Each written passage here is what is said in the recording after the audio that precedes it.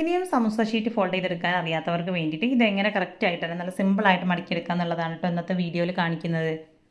അപ്പോൾ സമൂസ ഷീറ്റ് ഞാൻ ഇതുപോലെ പരത്തി വെച്ചത് പെട്ടെന്നൊന്ന് കാണാൻ വേണ്ടിയിട്ടാണ്. അപ്പോൾ ഇതുപോലെ കോണാക്കി ഒന്ന് പിടിച്ചെടുത്തതിന് ശേഷം അതിനെ ഒന്നും കൂടെ ഒന്ന് റോൾ ചെയ്ത് കൊടുക്കാം. കറക്റ്റായിട്ട് ഇതാ ഫസ്റ്റ് ഒരു സ്റ്റേജ് ഇങ്ങനെ മടക്കിയെടുത്തതിന് ശേഷം രണ്ടാമതായിട്ട് ഇതുപോലെ മടക്കി കൊടുത്ത് ഇതിനുള്ളിലാണ് നമ്മൾ ഫില്ലിങ് വെച്ച് കൊടുക്കുന്നത്.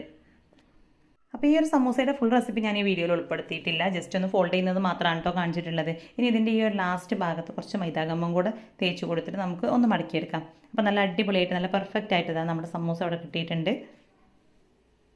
പിന്നെ നമ്മൾ സമൂസ ഷീറ്റ് ഫ്രിഡ്ജിലാണ് സ്റ്റോർ ചെയ്ത് വെക്കേണ്ടത്, ഫ്രീസറിലല്ല. നമ്മൾ താഴെയായിട്ട് വെച്ച് കൊടുത്താൽ മതി.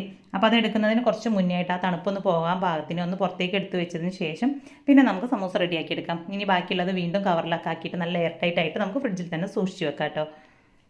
അപ്പോൾ വളരെ സിമ്പിളാണ് ഇതുപോലെ സമൂസ റെഡിയാക്കി എടുക്കാനായിട്ട്. അപ്പോൾ ഇന്നത്തെ ഈ ഒരു വീഡിയോ ഇഷ്ടമായിട്ടുണ്ടെങ്കിൽ ലൈക്ക് ചെയ്യുക.